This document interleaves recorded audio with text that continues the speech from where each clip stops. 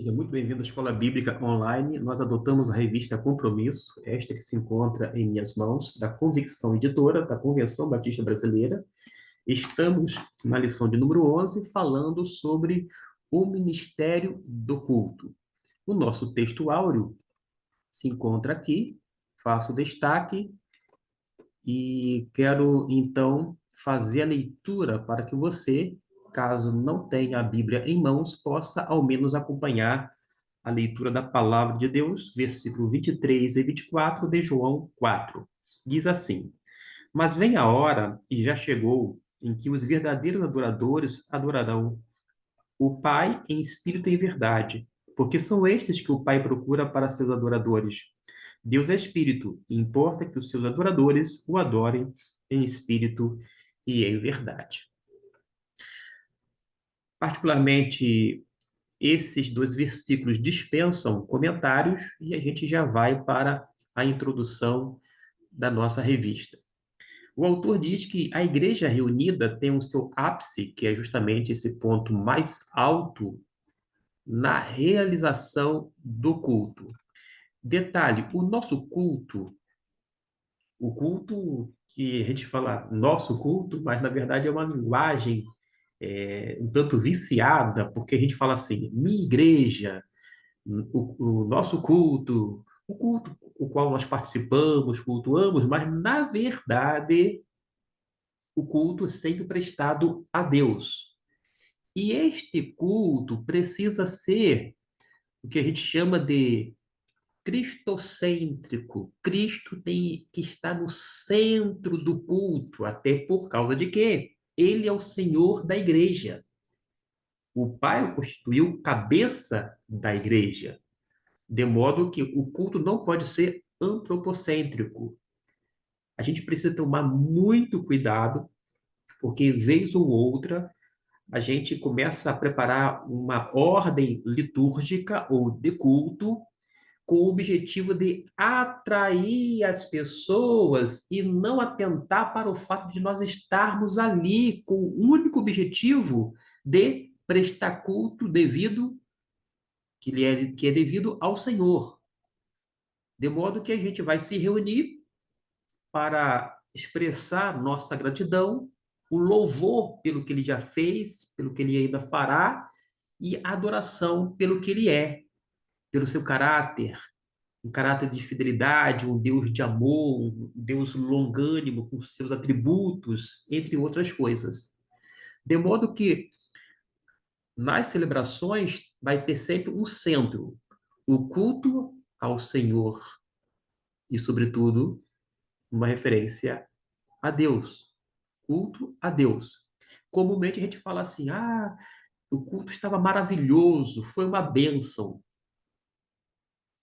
Utilizou palavras, mas não disse absolutamente nada.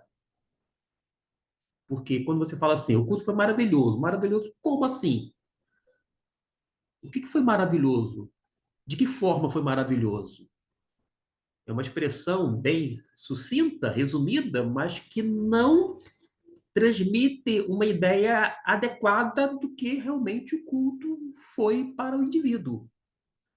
Ainda assim, o culto não tem que ser avaliado dentro da perspectiva do que o adorador achou a respeito do andamento do culto, mas a pergunta sempre tem que ser feita a Deus: ó Senhor, tem recebido o culto que nós estamos prestando? Porque o culto é dirigido a Deus. Da mesma forma, a gente precisa entender que não adianta chegar no recinto, num ambiente cultico, e dizer depois no final, eu saí com a alma lavada. E daí? A pessoa pode sair do templo relativamente bem, ainda assim o culto não ter sido recebido pelo Eterno, porque vai depender muito da atitude de cada adorador e levando em consideração o conjunto, isto é, a igreja como um todo.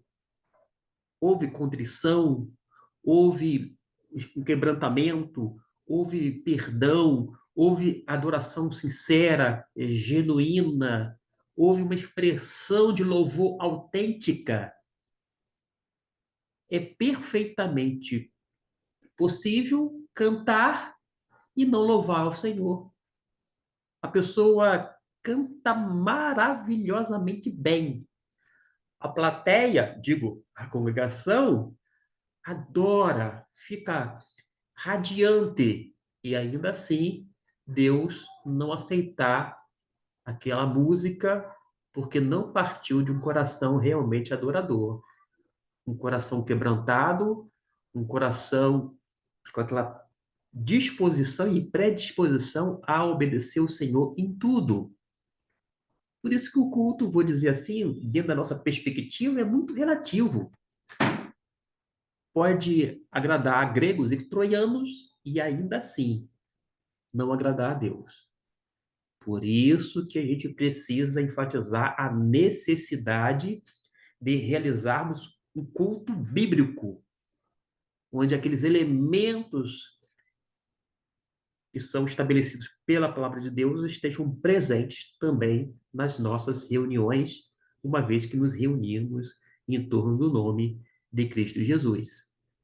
A Bíblia nos leva a entender que o culto deve ser além das palavras, da sua liturgia, e é mais que performance humana, aquele desempenho espetacular, que é na forma de um pregador que tem uma oratória invejável, no bom sentido, uma oratória maravilhosa que nos encanta, seja daquele musicista que tem uma voz tão suave, eu diria angelical, que nos eleva a ponto de estarmos realmente no estado quase que de levitação. A gente parece estar levitando, parece que até que a gente está no céu, uma coisa extraordinária. Pode ter um desempenho maravilhoso numa parte ou outra do culto, mas ainda assim, se não for um produto de um coração quebrantado, com um espírito contrito, uma vida de obediência, uma vontade realmente de agradar ao Senhor, de louvar e de glorificar a Deus, porque a gente tem visto nos nossos cultos, nas atividades culticas, muita projeção no homem. Quando fala, fulano de tal vai pregar, a igreja abarrota. Fulano de tal vai cantar, fazem caravanas. Gente, a que ponto chegamos?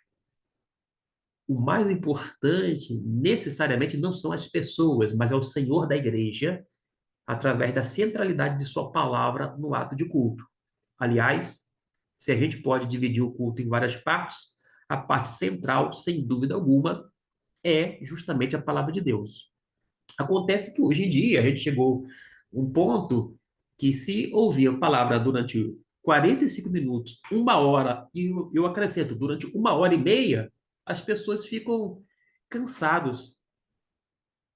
As pessoas não ficam atentas à palavra pregada dentro desse período que eu mencionei agora há pouco. Mas ela é capaz de ficar uma hora, 2 horas, 3 horas louvando, pulando, dançando, cantando, quando não louvando, adorando. Por que isto? Porque a pessoa tem uma disposição tremenda de repente, deixar o seu recinto, uma referência ao lar, e ir para um chamado show gospel. E que vá, não é pecado algum. Mas vai para lá, fica 2, 3 horas somente no show, fora o tempo que vai levar para chegar lá e para se acomodar, esperar a programação acontecer. Fica, de repente, 5 horas envolvidos numa atração musical, mas não tem a disposição de ficar em leitura, meditação durante 30 minutos. Porque quando você lê a palavra de Deus, você ouve Deus falar. E alguém vai dizer assim, mas eu leio a Bíblia e não ouço Deus falar. Então é sinal de que tem alguma coisa aí dentro do seu ouvido, o que a Bíblia chama de comichão, e você precisa retirar esse comichão para ouvir Deus falar. O problema aí não é que Deus nos está falando através de sua palavra? É que às vezes a gente não escuta. A glória tem que ser para Deus. O louvor é destinado a Deus, não ao homem. Mas nesse meio religioso, infelizmente, a projeção, aquela falsa humildade, canta ou prega ou faz alguma coisa, não, é que ele cresça e eu diminua, mas não é bem assim, não. A pessoa quer ser vista, a pessoa quer ser mencionada de púlpito, e quando não menciona o nome dela corretamente, ou aquilo, ou de uma forma ou de outra, ela fica extremamente chateada. A gente precisa pensar seriamente nesse quesito culto, e mais importante do que sair com a alma lavada, coisa boa é aquele culto que a gente sai, vou dizer assim, batendo no peito, entendendo que a gente é miserável, que a gente é pecador, que precisa melhorar, que a gente precisa nos aperfeiçoar, que precisa mudar, sempre sob a direção do Espírito Santo. Culto bom é esse, não aquele que a gente sai, olha que coisa maravilhosa, e parece que está no céu, lindo céu, mas permanece a mesma coisa nos dias seguintes. Não mudou nada na vida da pessoa. Agora, quando a gente sai do culto, batendo no peito, lamentando pelas nossas misérias espirituais, aí sim nós teremos mais condições. Porque quando nós somos fracos e nos entendemos como fracos mesmo, como vasos de barros na mão do oleiro, aí sim que Deus vai aperfeiçoar o seu poder em nossas vidas. Caso contrário, a gente vai continuar da mesma maneira, não tendo nenhum pingo de modificação ou mudança. Mas a gente vai passar para o primeiro tópico da nossa revista. O culto é no espírito e em verdade. João 4, 23 até o 26. Vale a pena você ler estes versículos para que possa acompanhar de uma forma mais tranquila. Em relação ao que o autor disse, ele vai mencionar a chegada do reino de Deus instaura uma nova maneira de adorar a Deus, que era restrita a locais e a uma classe de pessoas com funções sacerdotais, agora é realizada em qualquer lugar e por qualquer cristão. Jesus ensina sobre adoração, afirmando que o que importa é a atitude do coração contrito, quebrantado e submisso. A quem? A Deus. A nova maneira de adoração tem a marca da acessibilidade divina. Agora chegou o tempo em que há, primeiro, ele destaca de acordo com o versículo 23, a verdadeira adoração. Em relação a este versículo, vale a pena você ler depois o versículo 25. Durante o ministério terreno de Jesus, e antes mesmo de sua morte e ressurreição, havia uma tensão em relação ao fato de que o reino de Deus e suas bênçãos já haviam chegado em parte, mas que essas bênçãos ainda não haviam se manifestado completamente. Na verdade, há aspectos do reino que não foram realizados nem vão realizar até a segunda vinda de Cristo. Por outro lado, aquele que havia trazido o reino de Deus, já está presente na terra e havia inaugurado o reino numa alusão a Jesus Cristo. Lembrando que João o Batista foi o precursor do Messias. Jesus inaugura o reino dos céus aqui na terra e toda pessoa que passa a fazer parte através do novo nascimento se torna cidadão do reino de Deus. Note que o reino é de Deus, não é nosso. Se fosse nosso, a gente fazia conforme a gente bem entende, do nosso jeitinho, inclusive do jeitinho brasileiro. Mas acontece que o reino é de Deus, não é nosso. A gente não pode manipular nada a respeito do reino de Deus, porque o reino é dele. Repito, não nosso. Já o autor vai dizer que a Bíblia diz que um coração quebrantado e contrito, Deus jamais desprezaria, numa alusão a Salmo 51, versículo 17. Neste caso aqui, vale salientar que Davi, ele tinha cometido um pecado terrível, ele se arrepende verdadeiramente e derrama a sua alma diante do Senhor, da onde vai haver essa expressão que a gente acabou de ver, não retires de mim o teu Santo Espírito, ou seja, pedindo para que Deus não tirasse o reinado dele, crie em mim um espírito puro, reto, etc e tal, mas são palavras não mecânicas, mas sim cheias de sinceridade, de modo que Deus o perdoou. A gente aprende que, por mais que uma pessoa seja pecadora, quando ela aceita Cristo Jesus, ela permanece pecadora, porém, não mais um pecador quanto mais. Ele não vive na prática do pecado. E toda vez que ele pecar, ele pode saber que tem um advogado diante de Deus, que é Jesus Cristo, o justo. De modo que ele vai confessar o seu pecado, abandonar o seu pecado e viver tranquilamente, porque o sangue de Jesus Cristo nos purifica de todo e qualquer pecado. Acontece que a gente tem uma facilidade muito grande de ver o pecado de outrem com uma lupa de aumento. A gente coloca aquela lupa e sempre acha que o pecado que alguém cometeu é um pecadão, entre aspas. Mas o nosso é um pecadinho.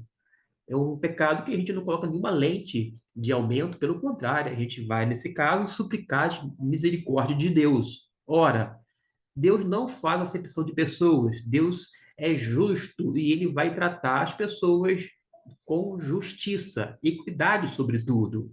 De modo que a gente precisa, como eu disse, arrepender-se do nosso pecado, abandonar a prática do pecado e, por sua vez, se aproximar de Deus, buscando a sua misericórdia, porque grande é o Senhor em perdoar. Quando a gente se aproxima de uma forma verdadeira diante de Deus, mesmo tendo essa natureza pecaminosa, a nossa inclinação não vai ser para as coisas da carne, senão para as coisas do Espírito. E as coisas que o Espírito Santo vai produzir na gente é vida, é uma vivência realmente através de um relacionamento íntimo, profundo e duradouro com o Senhor Jesus, consequentemente com a sua palavra sobre a égide, isto é, a direção do Espírito Santo. Os verdadeiros adoradores adorarão o Pai no Espírito e em verdade, mostrando que a gente não precisa necessariamente de um local, não é uma questão geográfica, é uma atitude de coração e de mente. Quando a gente vai para o versículo 23 ainda, nós temos o interesse de Deus por estes adoradores. Por quê? Diz o texto que ele vai à procura, Deus procura verdadeiros adoradores que o adorem em espírito e em verdade. O próprio Jesus disse isso. Jesus afirma que o Pai procura este tipo de adoradores.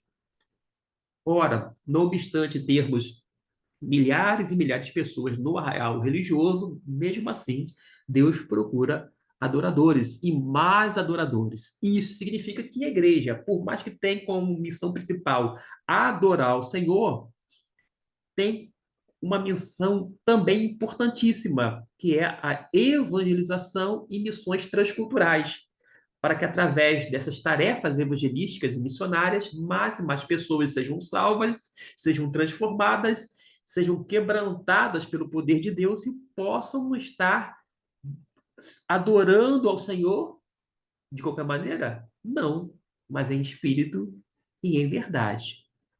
Mostra a importância da ação evangelística por parte da igreja. No versículo de número 24, fala sobre uma adoração espiritual. Isso mesmo.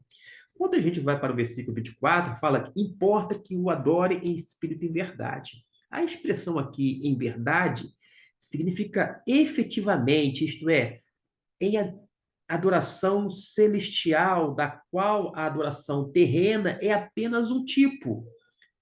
Aqui Jesus empregou o termo verdade no mesmo sentido que fez lá que o escritor aos Hebreus escreveu lá no capítulo 8, versículo 2.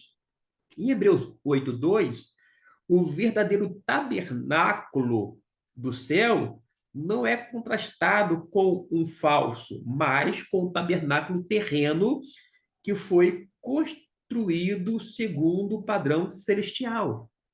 A Jerusalém terrena não era um lugar falso de adoração, mas um lugar terreno, era uma sombra, um tipo, uma cópia da realidade do céu e do culto celestial.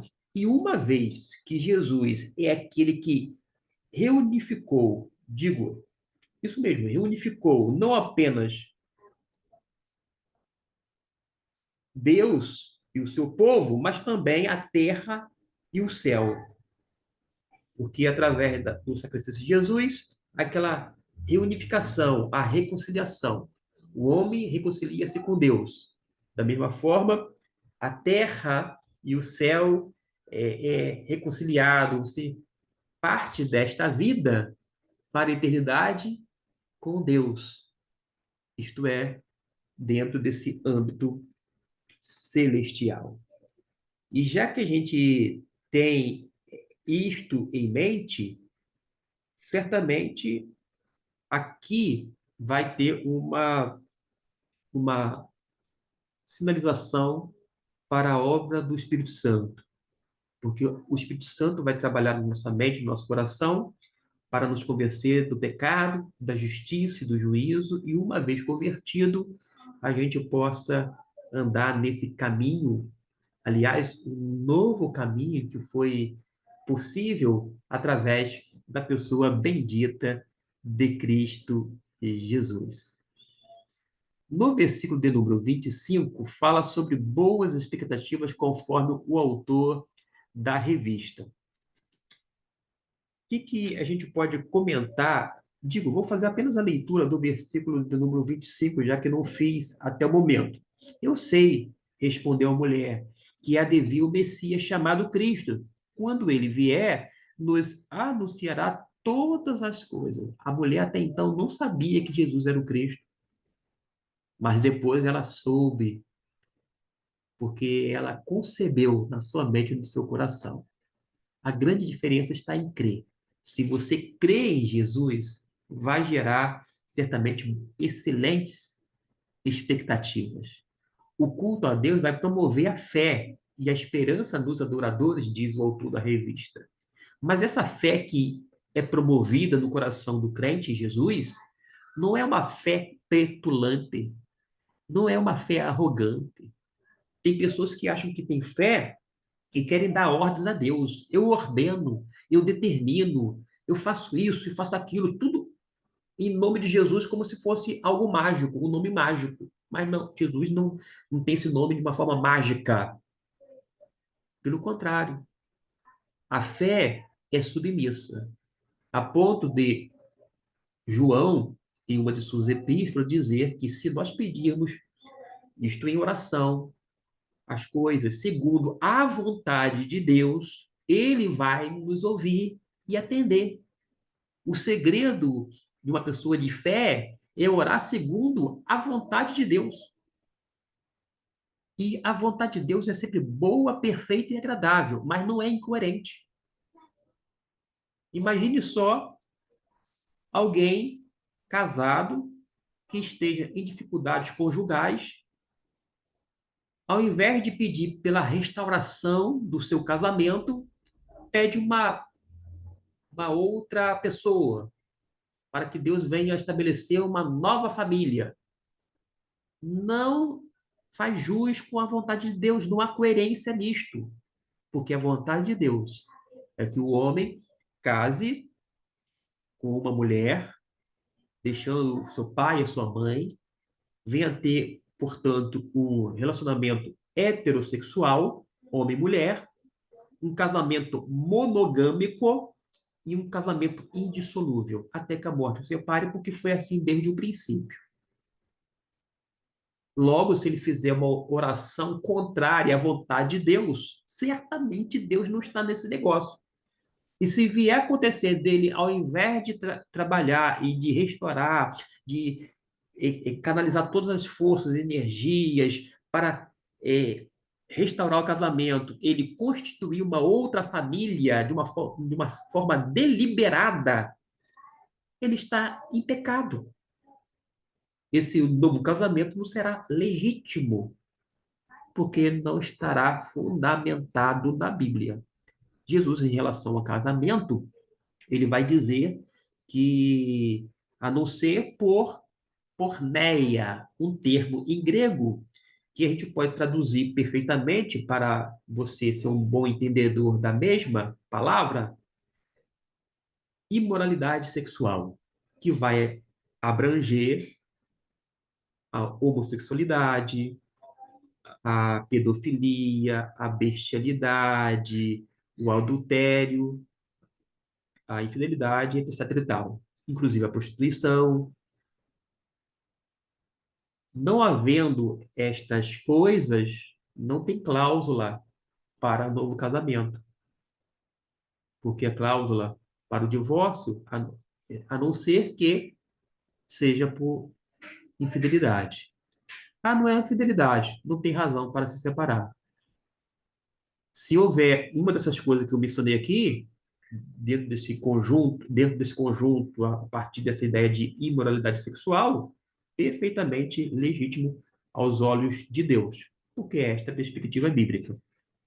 O apóstolo Paulo vai dizer que se duas pessoas estão vivendo juntas, são casadas, e de repente uma se converte, e neste caso o marido abandona a mulher por causa da fé dela em Jesus, esta mulher, cujo marido a abandonou, ela está livre para casar, contanto que seja no Senhor, mostrando que o crente ele deve casar com uma pessoa que também é crente, que professa a mesma fé, que possa depois futuramente constituir filho ou filhos e venham encaminhá-los no caminho do Senhor de uma forma tranquila, porque vai ensinar os princípios bíblicos para aquelas crianças, para os seus filhos, porque vai ter um lar realmente cristão.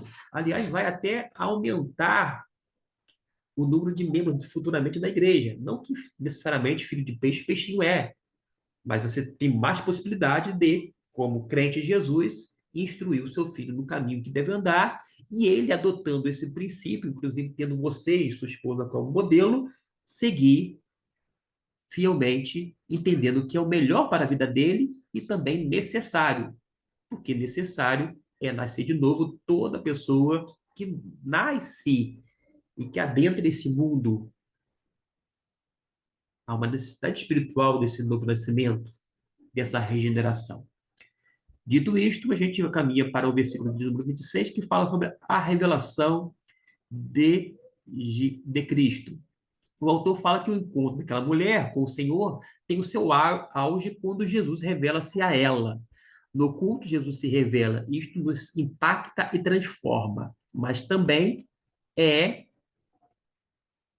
no culto que ele se revela em nós, pois aquela mulher saiu em busca das pessoas, anunciando aquele que se revelou a ela. Toda pessoa que já vivenciou a regeneração, a conversão, como nós costumamos mencionar, ela já sentiu aquela alegria tal que ela saiu a compartilhar com as demais pessoas. Ela fala: Olha, eu aceitei Jesus, agora eu sou um crente, eu sou uma crente em Cristo Jesus. Jesus mudou meu coração, a minha postura, Jesus me transformou, eu agora sou um cristão, etc e tal. E fala o que Jesus fez na vida dela. Isso é normal dentro dessa perspectiva de uma nova realidade espiritual que ela está vivendo. E ela certamente vai anunciar para outras pessoas. Mas o nosso tópico de número 2, e a gente vai agora partir, fala sobre que o culto é uma prática natural dos homens. Naturalmente, que aqui está se referindo a um culto, uma prática entre os cristãos. Porque para prestar culto, você tem que conhecer Deus, tem que saber quem Ele é, tem que adorá-lo em espírito e em verdade. Vai a partir do capítulo 5 de Efésios, do versículo 1 ao 7. Eu peço que você faça a leitura em sua Bíblia. Depois Volte aqui nesse vídeo, basta dar uma pausa, clicar aí, dar uma pausa e continuar. O culto cristão é um momento de contrição, já foi dito aqui, de louvor e adoração com inteireza de coração. Deve haver integridade. Nunca, jamais se cogitou a possibilidade da gente exigir dos outros e de nós mesmos a perfeição. Ninguém requer isto.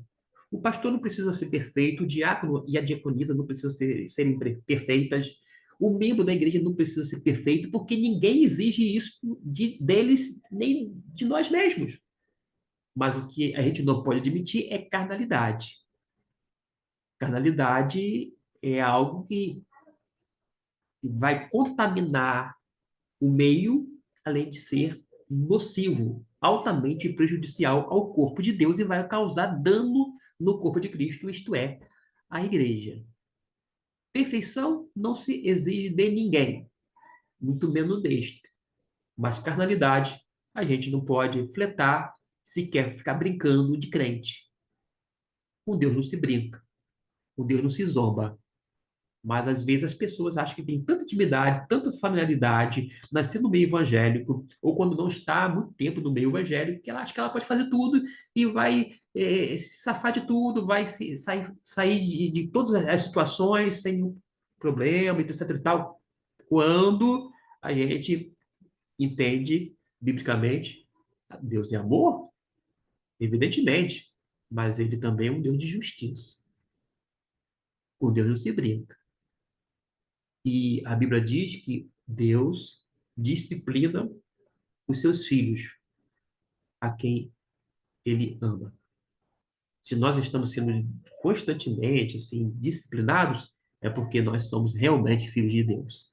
Se nós não temos nenhum tipo de disciplina sobre a nossa vida, a gente tem que colocar em dúvida, inclusive, a nossa própria conversão, porque alguma coisa está fora do lugar, não está fazendo sentido. O culto cristão, além de ser um momento de contrição, louvor e adoração com inteireza de coração, porque a pessoa tem que ser íntegra, completa, não perfeita, mas não fletando com a carnalidade, visto que aquele que adoramos enxerga além dos gestos e palavras. A onisciência de Deus não nos permite realizar um culto apenas de aparência. Isso mesmo. Deus, lá do alto, olha e sabe exatamente como nós somos. A gente consegue até mesmo através do nosso estereótipo mostrar alguém que nós não somos. Fica muito mais próximo da nossa realidade quando nós estamos dentro do nosso lar, porque os filhos, devido à proximidade, devido ao fato de estar juntos sempre, os filhos, o cônjuge vai saber quem de fato nós somos, porque em casa a gente não tem como mascarar, a gente não tem como falsear, a gente não tem como enganar, ludibriar, nada disto. A gente não tem como ser alguém que de fato nós não somos. E Deus nos vê exatamente como nós somos. É por isso que é até mesmo possível ser um exemplo de homem na igreja e um traste dentro de casa. Se uma pessoa amorosa, atenciosa no corredor eclesiástico, e em casa ser uma pessoa não apenas carrancuda, mas uma pessoa realmente que seja violenta nas palavras, porque existem vários tipos de violência, violência física, a sexual, a psicológica. Tem gente que bota literalmente terror dentro de casa. E as pessoas que são os membros do lar têm medo de um deles. Mas a gente precisa entender que culto não é aparência, é mente e coração. Uma mente pura, um coração quebrantado, contrito, obediente, né?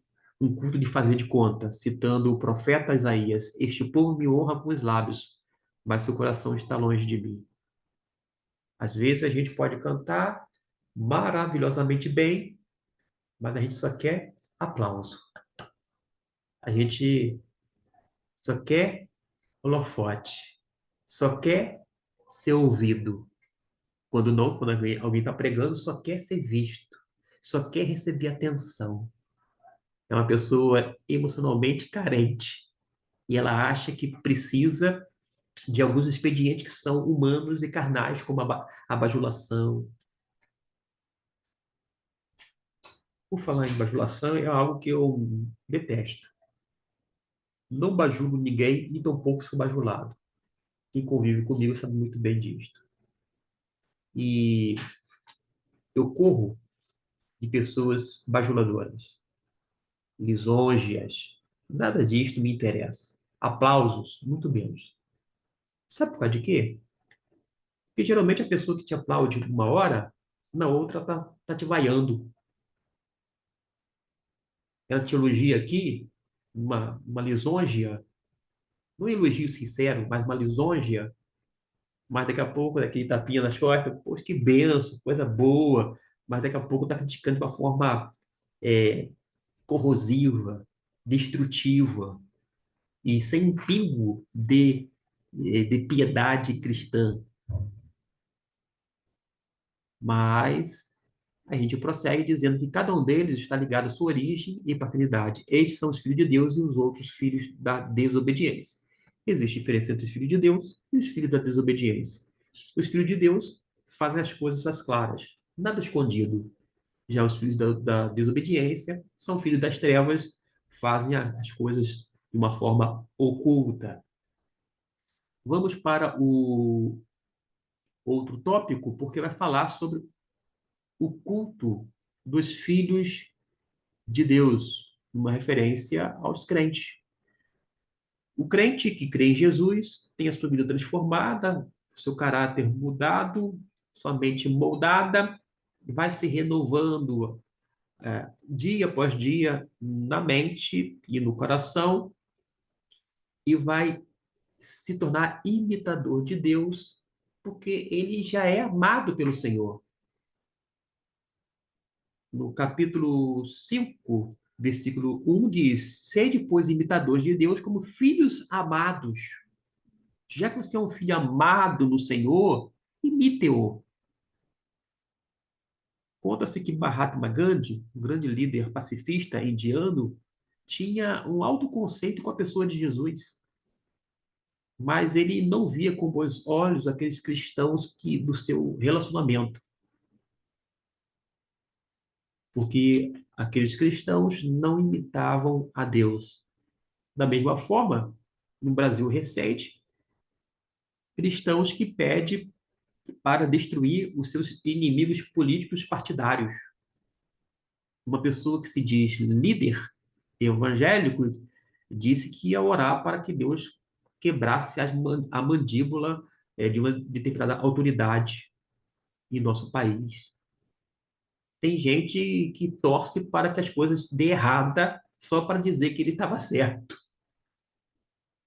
Então, é uma mentalidade tão medíocre e nada cristã, porque se a gente fosse pensar bem, parar e pensar, nós, como crentes de Jesus, precisamos orar pelas autoridades. Nós estamos sujeitos às autoridades. E Deus instituiu não apenas o casamento, que consequentemente formou a família, Deus instituiu a igreja, mas Deus também instituiu o Estado. O Estado é proveniente de Deus. Esse princípio de governo, de liderança, vem dos altos céus. Agora, nem sempre, por mais que tenha esse princípio de liderança e governo, as pessoas que nós escolhemos, como no nosso caso no Brasil, nós escolhemos através do voto, vai fazer as coisas da forma que nós gostaríamos. Mas o ideal é que, ainda assim, a gente não apenas venha se sujeitar à autoridade competente, mas venha também orar pelas autoridades. Antes mesmo de você criticar prefeito, presidente, governador, vereador, senador, deputado estadual, e etc e tal, você, juiz, enfim, vários poderes legislativos, executivo, judiciário, você precisa fazer a pergunta: eu tenho orado pelas autoridades a ponto de clamar, dobrar meus joelhos, derramar uma lágrima nos olhos de uma forma sincera, Senhor, salva esta autoridade, salva, transforma-o em um novo homem, uma nova criatura, porque se transformar aquela pessoa tão bem, tão malquista aos nossos olhos, com ideais diferentes, inclusive ideais e posturas ideológicas diferentes das nossas, cristãs, mas se ela se converter, ela vai se tornar um irmão nosso e vai cooperar para o bem comum, não apenas em benefício de um povo chamado evangélico, porque vai ter uma mentalidade mudada, renovada pelo poder de Deus. A gente deveria usar menos as redes sociais para fazer sarcasmos, ironias, brincadeiras, demonstrando a nossa insatisfação, o que é legítimo, e sermos mais sérios e comprometidos com a palavra de Deus, orando pelas autoridades competentes. Abro um parênteses dizendo que a maioria dessa minha vida como cidadão, a maioria dos candidatos que eu já votei, porque o voto é secreto, mas consciente, nunca pedi nenhum favor a nenhum deles. Nunca vendi meu voto. Nunca trabalhei conforme alguns têm feito, inclusive no meio chamado evangélico. Mas eu nunca, vou dizer assim, vou concordar com esse tipo de prática que não tem nada de cristã. Sabe para de quê? Porque a gente precisa orar por eles. E por mais que meus candidatos, na maioria das vezes, sequer ganhou, ainda assim eu nunca disse a pleno pulmões, o presidente não é o meu presidente, o governador ou governadora não é meu governante, fulano não me representa. Para de bobagem, vida que segue. A questão é ter uma atitude de cidadão responsável. Porque antes mesmo de eu buscar os meus direitos, eu tenho a consciência que tenho que cumprir os meus deveres. Eu tomo lá da cá, eu cumpro meus deveres e vou exigindo os meus direitos. Inclusive, no tocante ao voto, é um direito meu do voto ser secreto. Secreto. Eu não preciso dizer em quem eu votei. Eu posso fazê-lo de uma forma livre e responsável, mas o voto é secreto. De qualquer maneira, o voto comprado, barganhado, etc. e tal, barganhado através de favores, ó, vota em mim que se eu ganhar você vai ter uma indicação política lá na frente. Sai fora disso, não é de Deus. Esse conluio de politicagem, não de política sadia, séria, de politicagem não é proveniente de Deus, porque Deus é ordeiro, Deus quer as coisas certas. E os filhos de Deus precisam fazer as coisas certas imitando quem? Deus. A primeira marca que foi colocada aqui é a identidade, se identificar com Deus. A segunda é a condição de ser amado no Senhor. E a terceira é ter uma vida semelhante à do Pai. É isso que a gente precisa ter em mente e no nosso coração. Tem primeiro lugar, segundo lugar, terceiro lugar. Eu não vou ler nem o quarto lugar aqui. Tem o quinto lugar. É muita coisa. Sétimo, sexto, sétimo lugar. Mas você pode dar uma pausa aí e ir vendo no vídeo, porque agora eu quero falar, e eu preciso falar por uma questão de tempo,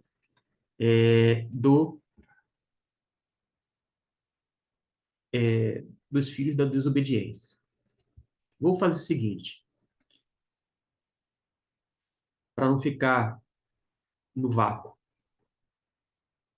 Em primeiro lugar, tem que ter uma identidade, a condição de amados e uma vida semelhante ao Pai, conforme eu já falei.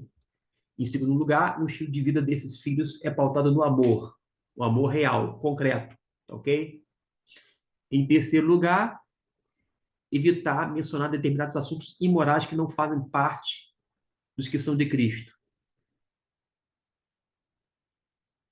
Em quarto lugar, devemos sempre render graças a Deus por suas incontáveis bênçãos. Em quinto lugar, estar atentos para não sermos enganados.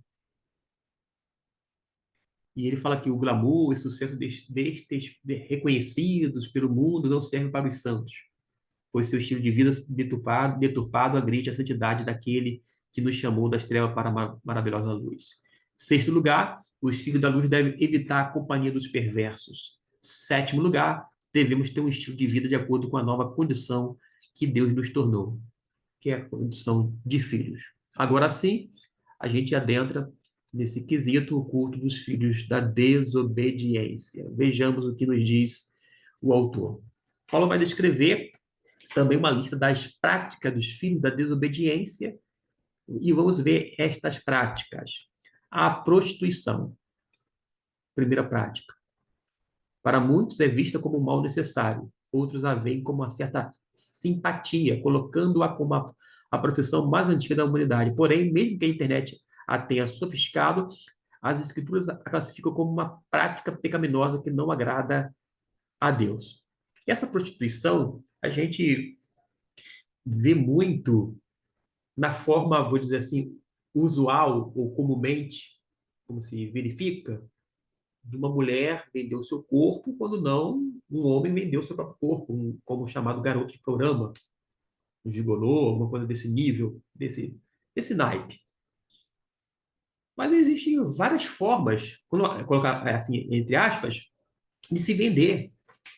Tem homem que não recebe aquela moeda, vou dizer, aquele dinheiro naquela moeda corrente, mas ele se prostitui de uma forma, digamos assim, não é subjetivo, de uma forma subjetiva apenas não, mas ele adentra um relacionamento como se ele fosse se preocupar tão somente não com as coisas do relacionamento, mas sim com o que ele vai ganhar daquele relacionamento, daquela pessoa.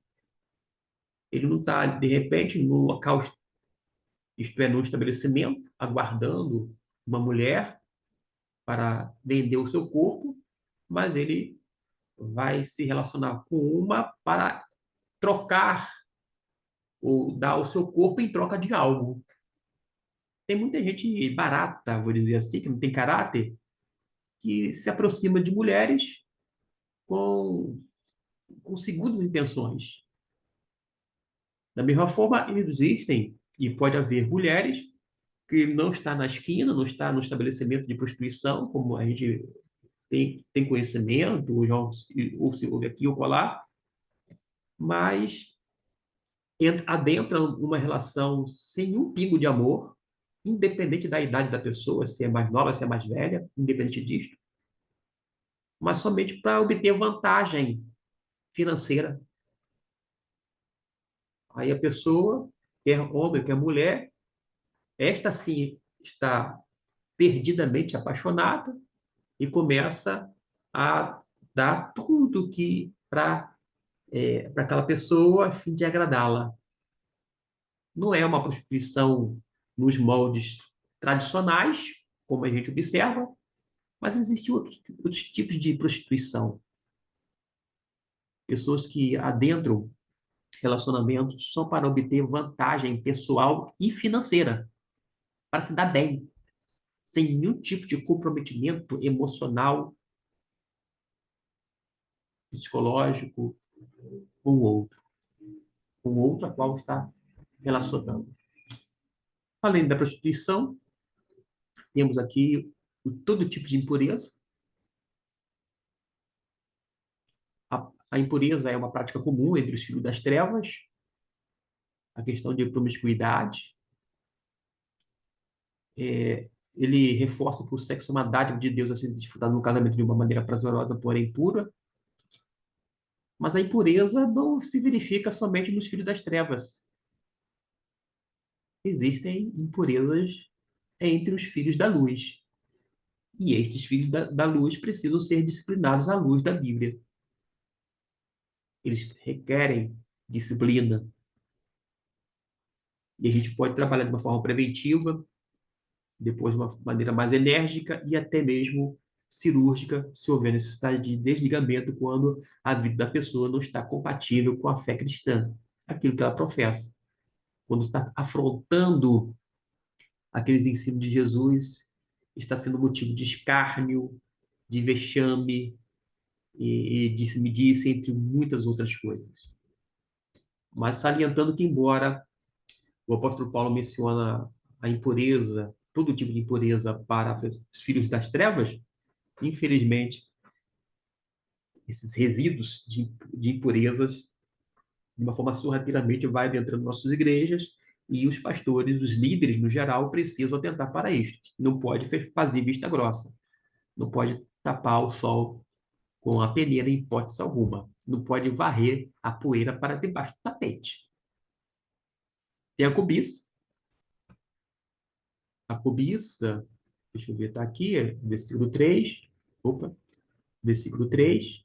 Tem um amplo, um termo amplo, mas aqui fala a respeito da cobiça sexual, desejos sexuais incontroláveis por uma pessoa que não está ali para satisfazer tal desejo. Da mesma forma, a cobiça entre os filhos das trevas, ou aqueles que não são filhos da luz, não deve estar, a cobiça em si, não deve é, permear as nossas relações eclesiásticas que são fraternas. Nada de cobiçar a esposa do outro, o namorado do outro, a noiva do outro, etc e tal. A gente não tem que fazer isso. Não tem que cobiçar nada que é de outrem e a gente precisa cuidar e investir no relacionamento no qual nós estamos inseridos, para a glória de Deus, para assim fazendo, não ser, não fazer aquilo que Deus deseja e não ser motivo de escândalo até mesmo no meio eclesiástico. A indecência, que ele menciona aqui, indecência, um comportamento com a intenção única de provocar. Isso pode ser feito entre os filhos das trevas? Podem, mas a indecência também pode estar, vez ou outra, ainda que camuflada no meio religioso. Então, por mais que fale do lado de lá, mas do lado de cá a gente precisa estar atento. Existem comportamentos indecentes, atitudes indecentes, tanto por parte de homens quanto de mulheres. E a gente precisa entender que a gente deve agir decentemente, de uma forma fraterna, pura, porque lidamos na igreja como com irmãos em Cristo. Agora, a indecência, infelizmente, como eu disse, assim como as demais coisas acima, não são verificados apenas nos filhos que são das trevas ou aqueles que não são filhos de Deus, mas infelizmente também no cenário religioso.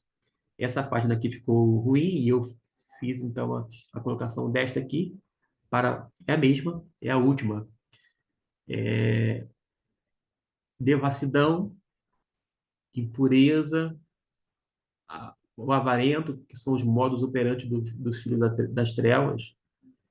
Observe que não é provocação da minha parte, não, porque o apóstolo Paulo fala sobre essas questões negativas relacionadas aos filhos das trevas, mas pode se encontrar uma vez ou outra, não é sempre, não é regra. A exceção é devassidão entre os crentes, pode haver impureza entre os crentes, a questão de ser avarento. Gente, existem líderes religiosos, não os chamamos nem de pastores, eles podem se intitular de bispos, apóstolos, etc e tal, mas são gente avarenta e tem o mesmo modus operandi dos filhos das trevas. Usa e manipula a fé, usa e abusa da fé alheia para obter vantagens financeiras, para proveito comum, não está interessado com o povo de Deus, são pessoas avarentas. Então a gente precisa ter muita seriedade e achar que só tem avareza no meio das pessoas não crentes. Pelo contrário, existem inclusive líderes avarentos no meio religioso, dentro do próprio cristianismo. É o que a gente observa. Letra F, o discurso é intencionalmente elaborado a fim de suas práticas hediondas, a fim de que suas práticas hediondas sejam banalizadas e, consequentemente, aceitas como boas, corajosas e dignas de aplausos. Essa aqui, a letra F, o autor ele fala o seguinte nesse item: em nome da liberdade, cria-se uma libertinagem cínica e sindicalista para captar o maior número possível de simpatizantes. Na letra G, vai falar sobre a ira de Deus virá sobre o filho da desobediência. Opa. A ira de Deus virá por sua condição e não por suas práticas, ou seja, a imoral terá a ira de Deus não por sua imoralidade, mas por sua condição de pecador. R6 Pro disse: somos pecadores não porque pecamos, mas pecamos porque somos pecadores. Porque nós temos essa natureza pecaminosa, e ele disse aqui de uma maneira acertada. Nós somos, por sermos pecadores, nós cometemos pecados. Agora, o último tópico, farei de uma forma mais rápida, assim espero, fala o culto que dissipa as trevas. O culto que agrada a Deus não é apenas aquele que fazemos reunidos na igreja, mas é o nosso estilo de vida que deve ser apresentado como sacrifício vivo, santo e agradável a Deus. O mundo vive em tão densas trevas que o estilo de vida dos filhos da luz torna-se um culto a Deus. A vida que agrada a Deus denuncia naturalmente as práticas das trevas, visto que a luz ilumina o ambiente, promovendo clareza e distinção, enquanto as trevas ocultam o mesmo. A luz e as trevas se opõem entre si, sendo impossível a coexistência de ambas no mesmo ponto. Jesus disse que é a luz do mundo, que é a luz do mundo, e quem o segue não andará em trevas. Assim, somos encorajados a viver sob esta luz. A pergunta é: a gente está vivendo na luz ou está vivendo de uma forma escondida, isto é, nas trevas? Os que são de Cristo utilizam seu tempo da melhor maneira, entendendo que não há tempo a desperdiçar com os manjares do mundo. A sabedoria se opõe à insensatez, a embriaguez do álcool, bem como as obras da carne, têm suas terríveis consequências. Cita aqui a devassidão, conforme o versículo 18 de Efésios, capítulo 5. Ao passo que seguir na luz é ter uma vida sob o controle do Espírito e tem uma ordenança aqui, uma ordem da parte apostólica, que vem naturalmente de Deus, mas enchei-vos do Espírito, ou seja, há um imperativo aqui, há uma necessidade de nós enchermos do Espírito Santo e, por isso, devemos agir nesse sentido. Na verdade, aquelas poucas horas de culto na igreja são apenas a ponta de um iceberg na superfície, pois todo o resto do iceberg consiste no dia a dia da nossa vida. Chegamos ao fim, essa parte final praticamente só fiz a leitura, por uma questão de tempo. Estou no dia 12 de setembro, quinta-feira, e já vou colocar daqui a pouco na plataforma para que possa, de repente, ajudar um ou outro